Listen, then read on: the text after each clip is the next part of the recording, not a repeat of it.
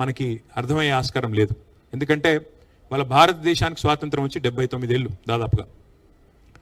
మరి భారతదేశ స్వాతంత్రం వచ్చి 79 ఏళ్ళు అయింది కదా, స్వాతంత్రానికి పూర్వం ఏముండే ఏం లేదు అన్నీ మర్చిపోదామంటే కుదరదు.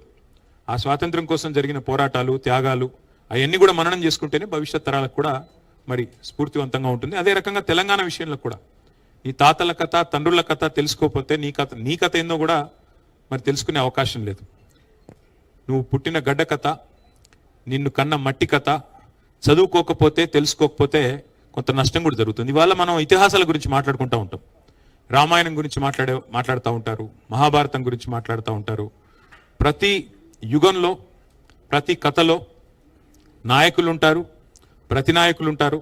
అట్లాగే మరి తరాలు మారినా, స్వరాలు మారినా వాస్తవాలు మాత్రం మారవు. రామాయణం ఆనాటి త్రేతాయుగం నాటి ఇతిహాసం, మహాభారతం ద్వాపర యుగం నాటి కథ. ఎన్నో యుగాలు మారాయి, కానీ ఇంకా ఆ కథలు ఇంకా చెప్పుకుంటూనే ఉంటాం. అట్లాగే మనకు రామాయణం చదివితేనే అర్థమవుతుంది మారీచుడు చేసిన మాయలేందో, శకుని మామ పాచికలేందో మహాభారతం చదివితే తెలుస్తుంది.